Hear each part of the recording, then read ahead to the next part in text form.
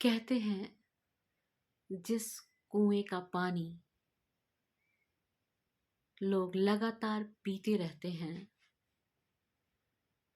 उस कुएं का पानी कभी खत्म नहीं होता, बल्कि दिन पर दिन उसकी मिठास बढ़ती ही जाती है।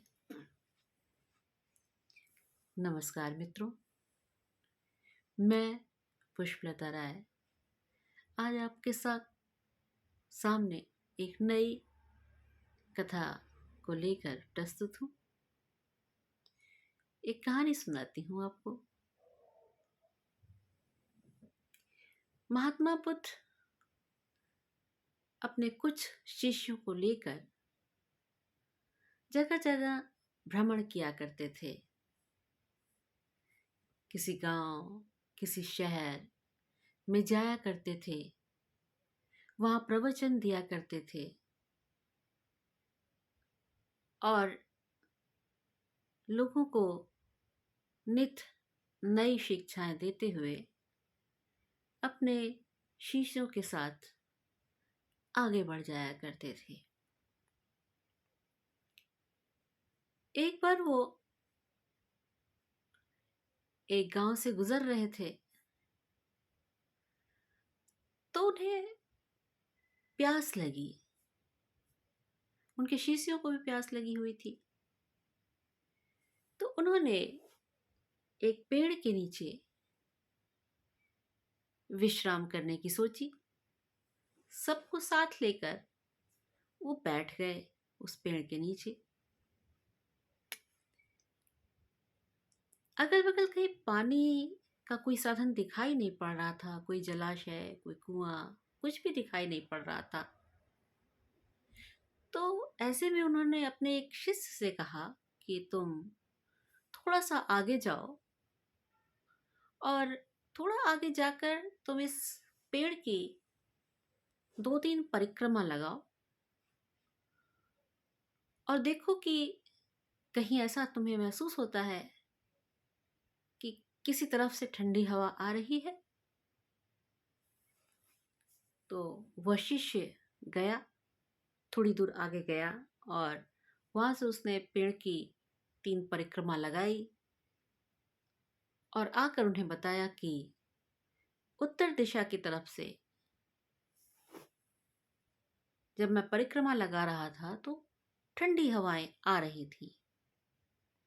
तो उन्होंने 1-2 और शिष्य के साथ उन्हें उसी उत्तर दिशा की तरफ भेजा कि बर्तन लेकर जाओ और आगे अगर तुम्हें कहीं कुआं या जलाशय या नदी या तालाब जो कुछ भी दिखाई पड़े, वहां से जल लेते आना। 1-2 शिष्यों के साथ वो शिष्य गया। अब थोड़ी दूर जाने के बाद, थोड़ा आगे जाने के बाद उसने देखा कि एक नदी जो है वो बह रही है और फिर उसने देखा कि वहां का पानी बहुत गंदा है। पानी गंदा होने का कारण भी उसे दिखाई पड़ने लगा। उसने देखा कि बहुत सारे लोग जो इर्द गिर्द से वहां आए हुए हैं, कोई उसमें नहा रहा है, कोई उसमें अपने पालतू पशुओं को नहला रहा है, कोई उसमें कपड़े साफ कर रहा है। तरह तरह के क्रियाकलाप वहां पर चल रहे थे और गंदगी जो है वो उसमें फैल रही थी। वो दूर बैठ गया, सोचने लगा कैसे लोग हैं, अच्छी खासी नदी है उसको गंदा किए जा रहे हैं। इन्हें बात नहीं समझ में आती कि ये पानी पीने योग्य है। लोग इससे अपनी प्यास कैसे बुझाएंगे अगर वो अपने कार्यों से उसे इतना गंदा कर देंगे। थोड़ी देर बैठा रहा, उसके बाद उसने देखा कि कुछ थोड़ी देर के बाद एक और झुंड आया जो ढेर सारी भैंसों को लेकर आया। उसने उनको पानी में उतार दिया। अब तो उस शिष्य का जो पारा था वो 7वें आसमान पर पहुंच गया। या भाई, ये तो बहुत ही बुरा हाल है। और गुस्से में तमतमाता हुआ वो जल का पात्र लेकर वापस जो है वो महात्मा बुद्ध की तरफ आ गया। उन्होंने कहा क्या बात है, देखा कि वो बड़ा गुस्से में है। तो उन्होंने कहा क्या बात है। उसने बताया कि इस तरह के हालात हैं और क्या लाऊं मैं वहां से पानी। वहां का तो पानी लोगों ने इतना गंदा कर दिया है अपनी हरकतों से कि वह देखने योग्य भी नहीं रह गया, पीने की तो बात ही बहुत दूर है। बुद्ध ने देखा कि शिष्य जो है वो बहुत गुस्से में है। उसने कहा थोड़ी देर बैठ जाओ तुम, थोड़ी देर आराम करो। उसे बैठा दिया। समय थोड़ा बीत गया तो उन्होंने कहा अच्छा अब तुम जाओ, जल के पात्र को लेकर जाओ और अगर अब तुम्हें पानी ठीक दिखाई पड़ता है तो तुम लेते आना। वो गया। वहां जाकर उसने देखा कि इस समय सच में पानी बहुत ही साफ सुथरा दिखलाई पड़ रहा था। उसे बड़ा आश्चर्य हुआ, लेकिन उसने अपने उस आश्चर्य को पीछे की तरफ रखा। जल के पात्र में पानी भरा और उसे लेकर वापस महात्मा बुद्ध के पास आ गया।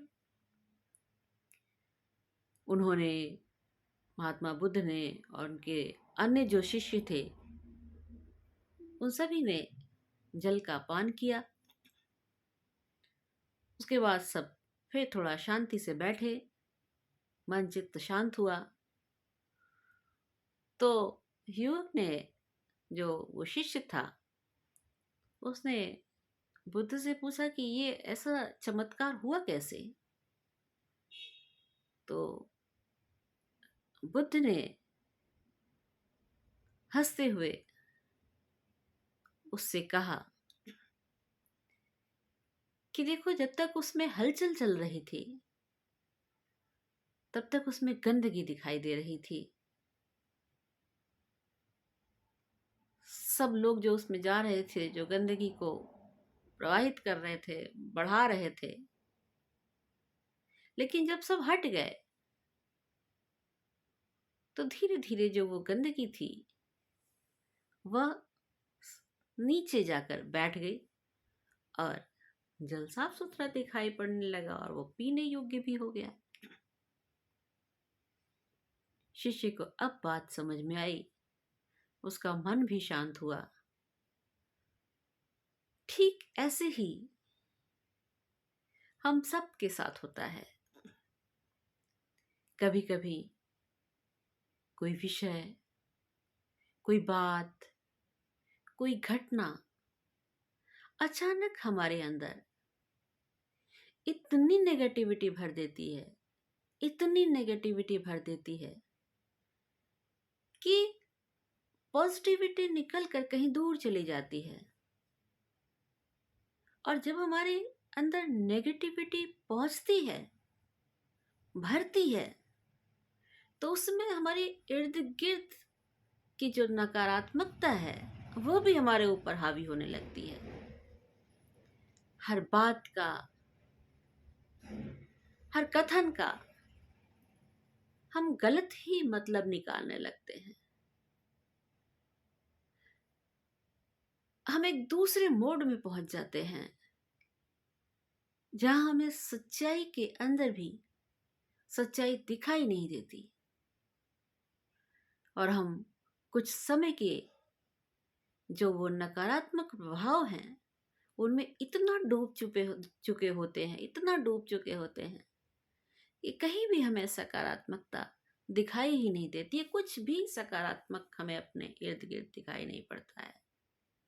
सब लोग गलत, सब लोगों में नेगेटिविटी, लोगों की बातों में नेगेटिविटी, हर जगह नकारात्मकता दिखाई पड़ती है और वही हमारे ऊपर हावी भी हो जाती है। हम उस समय कुछ भी सोचने, समझने और कहने में असमर्थ होते हैं और उस समय हम जो कहते हैं उसमें इतना गुस्सा होता है कि हमारे अंदर जो नेगेटिविटी होती है वही निकलकर बाहर की तरफ आ जाती है। लेकिन यदि कभी हम शांत मन से थोड़ी देर अपने लिए ये सोचें कि हम इस समय में थोड़ा शांति रखें।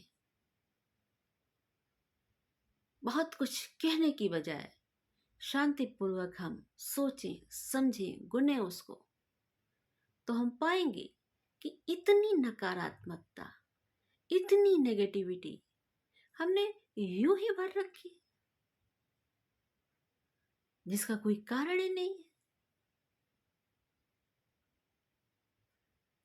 ये हमारे व्यवहार को, हमारी बुद्धि को, सबको खराब कर रही होती है। कुछ समय के लिए जब इस तरह की परिस्थितियां हो तो शांत हो जाना चाहिए। जब हम शांत होते हैं तो सकारात्मकता निकलकर सामने आने लगती है और तब हमें यह महसूस भी होने लगता है कि हाँ, कहीं हम गलत थे। तब हमें अपनी गलती का आभास भी हो सकता है, लेकिन उसके लिए हमें समय देना होता है।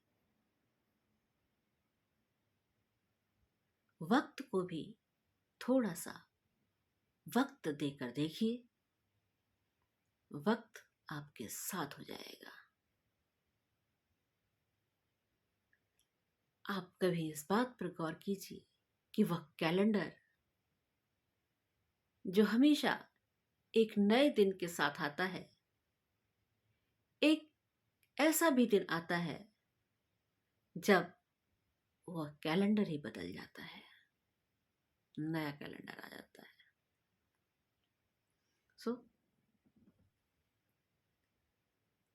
अपने ऊपर नकारात्मकता को हावी मत होने दीजिए। थोड़ा अपनी बुद्धि का प्रयोग कीजिए, थोड़ा स्वयं सोचिए, थोड़ा स्वयं विचारिए। आपको सच दिखाई देने पड़ेगा, क्योंकि आईना कभी झूठ नहीं बोलता। तो इसी बात के साथ आज हम अपनी बात को विराम देते। हमें सुनते रहने के लिए आप सबका बहुत बहुत आभार है। आपसे अनुरोध है कि आप अपने विचारों को, अपनी बातों को हम तक पहुंचाइए। हम उसी के आधार पर कुछ लाने की कोशिश करेंगे। आप सभी को मेरा नमस्कार। विदा लेती हूँ आपसे आज।